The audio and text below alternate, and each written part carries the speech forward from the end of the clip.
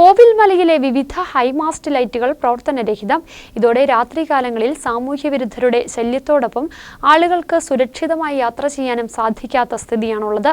പഞ്ചായത്തും മറ്റ് ബന്ധപ്പെട്ട അധികൃതരും കൃത്യസമയത്ത് അറ്റകുറ്റപ്പണി ചെയ്യാത്തതാണ് പ്രതിസന്ധിക്ക് പ്രധാന കാരണം.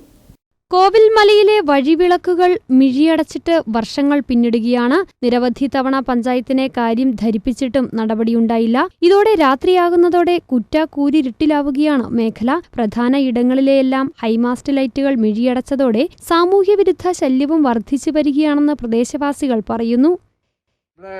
പോയിട്ട് രണ്ടു വർഷം മിച്ചം കഴിഞ്ഞു. ഇവിടെ ലൈറ്റില്ലാത്ത പരിസരവാസികൾക്ക് വളരെ ഒരു ബുദ്ധിമുട്ടാണ്.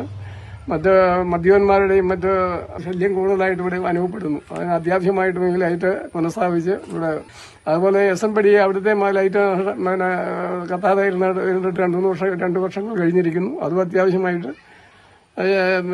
ലൈറ്റ് ഇട്ട് ശരിയാക്കി തരണമെന്നുള്ള ഈ പ്രദേശത്തിന് ഒരു ആവശ്യമായിട്ട് വരുന്നതാണ്. ജോലി കഴിഞ്ഞ നിരവധി ആളുകൾ രാത്രികാലങ്ങളിൽ വീടുകളിലേക്ക് കാൽനടയായി പോകാറുണ്ട്.